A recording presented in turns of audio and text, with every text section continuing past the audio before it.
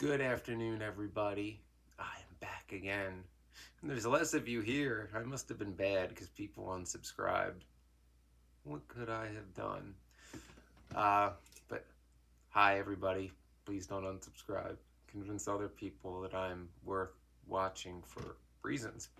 I wanted to get on to a topic of my own thinking today, sort of my own theory, which is narcissistic groupthink. And I'm going to combine some of the understanding of what groupthink is and with narcissism and try to figure out, some specific motives of why narcissists use groupthink. Like, what are their specific motives to assert groupthink on people in line with their motives as a narcissist?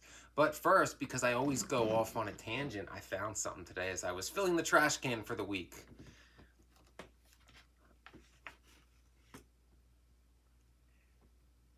My first photo shoot ever. Yeah, how little I am. How much hair I had as a little guy. But I guess I could follow photographer directions even then. This was clearly at my grandmother's because it's something that looks very much like a grandmother in the 1980s would display. But yes, that is my first ever professional photo shoot. Look how little I am. I was had pretty dark skin for a baby too. Can you tell I'm a little Italian baby? Yeah.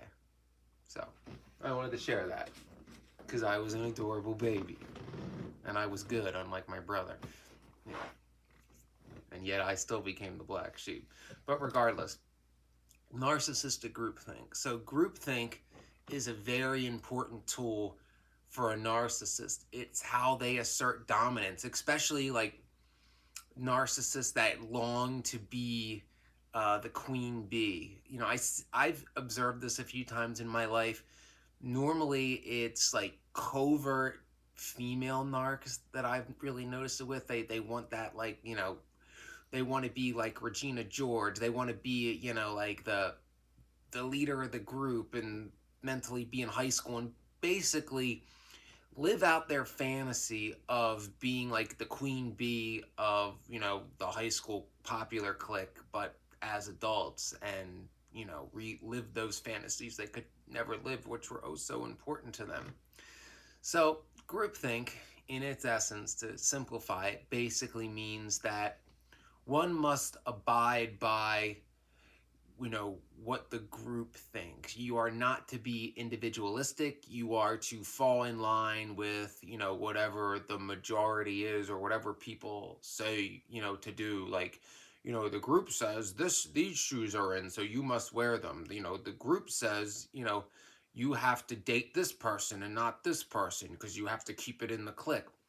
That kind of thing. Groupthink is all about essentially, usually one person, whoever's running the group, the sort of dictator of the group, exerting their opinions over everybody else and seeking to have everybody seek their almighty approval before doing anything.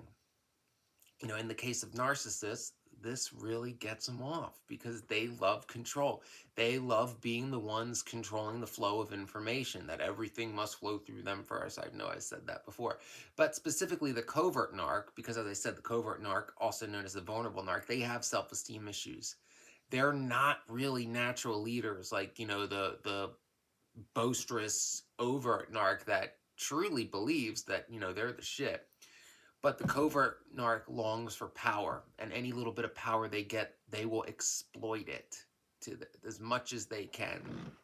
So groupthink really helps them with that goal because it gives them control over a group. Because on their own, a covert narc can't really exert their will over a group of people. But with groupthink, that the people that are first to fall in line with them become their enablers, and thus circle gets bigger. More influence they have, and the more aroused they get.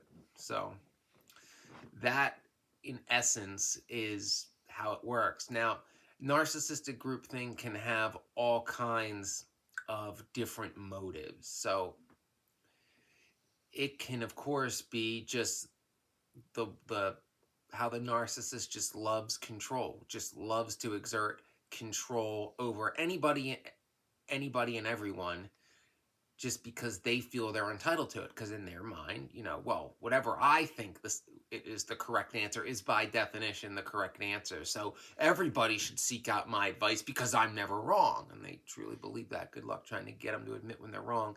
They'll justify, deflect, slander, gaslight, whatever it takes. Another one is fear of exposure. So groupthink also enables the narcissist to keep that mask on because there could be somebody seeking to expose them. So if that person can be slandered and thought of like, oh, they're way out in left field, don't listen to what he has to say. Like he's against the group, the whole strength in numbers thing. So they think by definition, if I can get the majority to believe, the lies that I'm not narcissistic, then this loner INFJ guy over here, you just discredit him. But truth is truth. It doesn't matter if 99 out of 100 people say 2 plus 2 equals 5, it still equals 4. But they'll twist facts and be like, well, it's different for me, and the double standards. It's not like that when I do it. Yeah, that's some pretty textbook narcissist stuff there. So groupthink also helps them from being exposed if they can get a group of people to be like, nah, that person doesn't know what they're talking about. It's like, well, you just said 2 weeks ago how spooky accurate he is. Like, nah, I changed my mind, retroactively change all that. And they love changing things retroactively. Another thing narcissistic groupthink, or why the narcissist loves groupthink, is to reward their enablers. So, narcissists on occasion will throw a bone to their enablers, the people who always back up their will.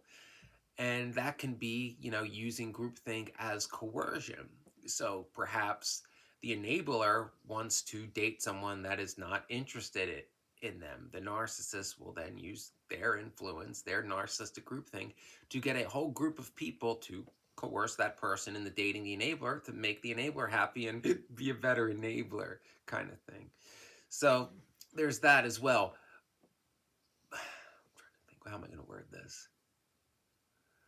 Additionally, groupthink also helps them get more people to fall in line, because when a narcissist can, effectively exert groupthink over a decent, sized group of people, then by nature, specifically extroverts, a lot of people are going to want acceptance to that group.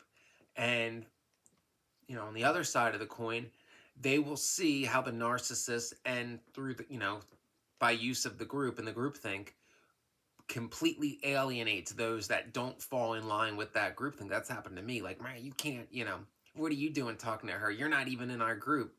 I ain't trying to date the group. I'm trying to date her. Yeah. That kind of thing. So basically, in that scenario, the narcissist will want compliance to them, to the narcissist who runs the groupthink, from anybody, and people will fall in line because otherwise they'll kind of be alienated from anybody in that group. Scientology is a good example of that. Like, you fall in line behind Miscavige, or we label you a suppressive person, and all your friends and family that are still in Scientology can't talk to you. That is a pretty good example. So yeah, that kind of thing. And that's the kind of power that the narcissist loves to wield through groupthink. I have, this is my will, my loyal lieutenants fall in line behind it and exert it throughout, and those that dare challenge it, either fall in line or be exiled, kind of thing. So it's a very useful tool for the narcissist, especially the covert narcissist that doesn't like to be the one, like, having the meltdowns, like out there beating their chest like the overt does. The overt would just be like, well, I'm so, you should naturally want to fall behind me, like I'm this, the greatest there's ever been. And then borderline will just have a meltdown, and that won't even make logical sense. They'll just basically be like, I want, me, I'm entitled, and facts and logic don't care, me, I want it now, basically, kind of thing. So there's a few situations in where the narcissist will use groupthink.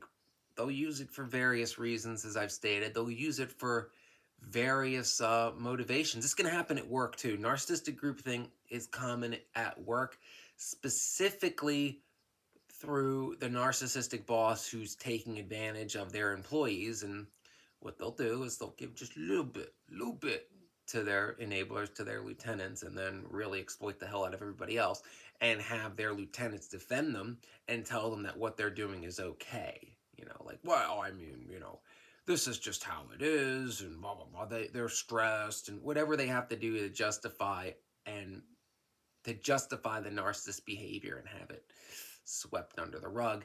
This can happen too. Narcissistic groupthink can happen when you are brave enough to speak out about some type of workplace abuse. The groupthink of, we have the wall of silence.